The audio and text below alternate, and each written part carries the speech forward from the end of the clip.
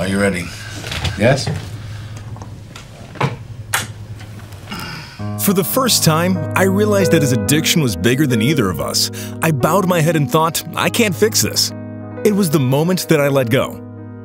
It's been 7 years since the passing of one of the best actors of this generation, Phillip Seymour Hoffman.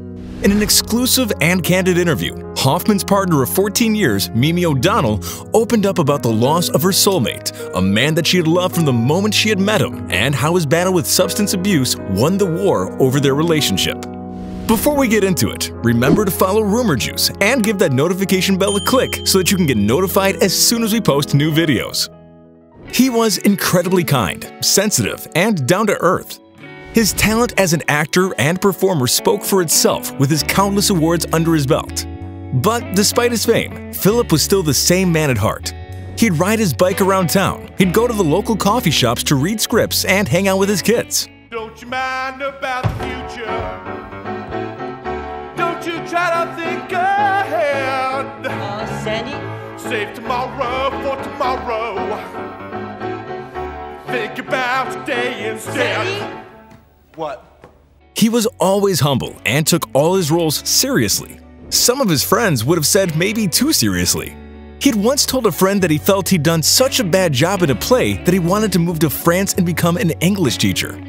He never made any excuses for himself, and as one of his close friends, Ethan Hawke, stated, he went to war for his art. You know, Phillip was the first one of my generation to be a fully actualized actor-artist. You know, he had something to say with his work, with his theater company, with the choices he made, with the way he carried himself in the world. You know, he was a very serious person. Fame never affected him. In fact, the actor hated the lack of anonymity that came with being a successful actor. He wanted to be able to do what he loved most without having to be pestered by paparazzi and having his personal life put on show. He actively chose not to speak about his personal life. He didn't want his kids or his partner Mimi to have their pictures or details plastered all over the tabloids. He believed that if there was less information out there about him and he came off as more mysterious, that people would find him more interesting. One thing he was always open and honest about was his history with addiction. Even when he first met his partner Mimi, he disclosed everything to her about his history with substance abuse. He was in therapy and AA, and most of his friends were in the program. Being sober and a recovering addict was, along with acting and directing, very much the focus of his life.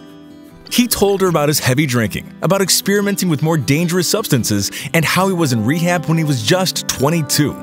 Phillip knew that just because he had been sober for over 20 years didn't mean that the battle was over. He had to do whatever it took to protect his sobriety, and he told Mimi that it didn't matter how much he loved her, but if she ever used drugs, that the relationship wouldn't work. The pair met in 1999 when Mimi went in for an interview to be a costume designer.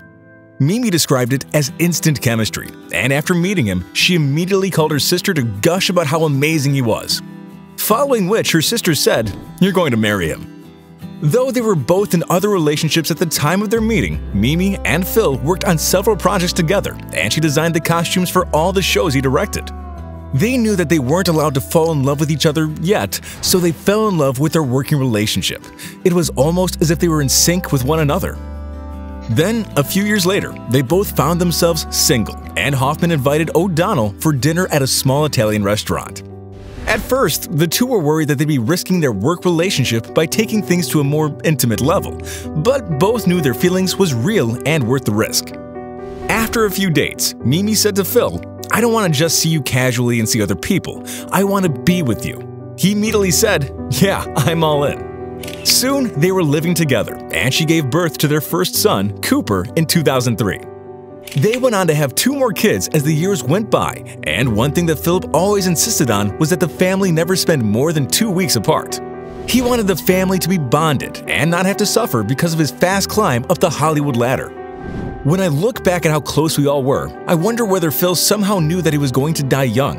He never said those words, but he lived his life as if time was precious. For a while, their life was almost perfect. Both Hoffman's and O'Donnell's careers were going well. They had 3 beautiful children. They had more money than they could ever have hoped for, and they were surrounded by wonderful friends and family. And then, everything changed. I don't know how the hell I'm going to do this at all. maybe it's time to go back out. Even after all these years since his passing, Mimi still can't seem to pinpoint any sort of specific event or moment that triggered Philip's relapse. At the time, she didn't know that addiction is something that's always hiding beneath the surface, looking for a moment of weakness to come roaring back to life. There were very many things that could have set him off. The actor was left devastated after his longtime therapist passed away from cancer, and he had also had a recent fallout with some of his very close friends from AA. At the same time, his career was skyrocketing and he was making countless movies. Unfortunately, the busier he got, the less time he had for AA meetings. I do many things. I am a writer, a doctor, a nuclear physicist, a theoretical philosopher. But above all, I am a man. Hopelessly inquisitive man, just like you. Everyone had known him to be sober for over 20 years. They had no idea that Phil had been at war with the demon of addiction, and it was very slowly starting to win the battle. Throughout his sobriety, his friends saw him as an actor that was on an upward spiral and not a downward one.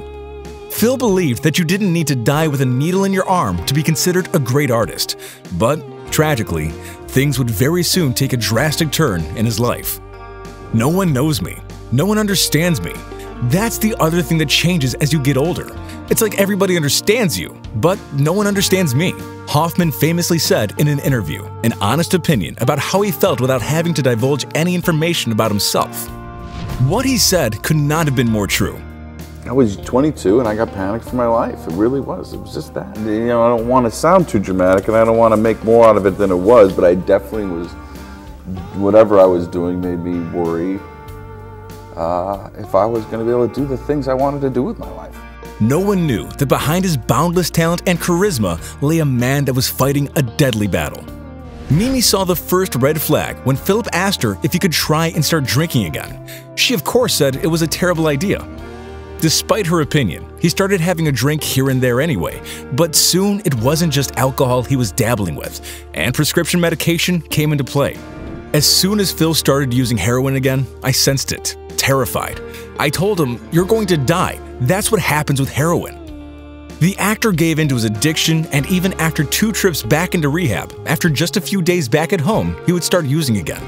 Mimi would visit him in rehab, and they would have what she described as, quote, among the most intimate moments of our time together. Phil was vulnerable and honest with her about his ongoing struggle. Once he returned home, things were different, and the kids had begun to take notice. It pained her to watch her partner, a man that she had loved for so many years, struggle to stay sober. She realized that his addiction was bigger than the both of them, and it was winning the fight. Mimi and the children were beginning to feel anxious with him around, so as a mother, she decided it'd be better if Phil moved into his own place while his behavior was so unpredictable. Hoffman still made sure to walk his kids to school every day, and he was still present at family dinners every evening. Having his own place meant that the actor spent a lot more time in isolation, and as his substance abuse became more excessive, he also started to be irresponsible with his finances. Knowing that he would end up blowing too much cash, he passed on all the financial responsibility to Mimi. It was around January, while Phil was busy filming for the Hunger Games film, when he and O'Donnell had started to make yet another plan for him to go to rehab. Those around him were worried, and his friends made sure to keep an eye on him as best as they could during that time. However, Phil was so good at isolating himself or making people think that he was okay that it was difficult for his loved ones to keep track of him. On Sunday, Phil was supposed to pick up his kids from school, and he didn't show up. Mimi, fearing the worst, called one of his closest friends, screenwriter David Barkatz, to go and check up on him. The actor was found alone, wearing shorts and a t-shirt, lying on the floor of his apartment with a needle sticking out of his arm. He had already passed away from what was later deemed an accidental overdose. Just 1 hour after Mimi found out about her partner's death, the rest of the world knew too. Everything about it was made public, from how he was found to the substances that were recovered in his apartment. Nothing was kept sacred. She couldn't even mourn his loss in private because everyone knew what had happened, and the press did nothing but swarm around her and pester her with questions. As a way to cope with her grief, Mimi started to take up running. She would go late at night and even ran through the rain. The harder it would rain, the faster she'd run.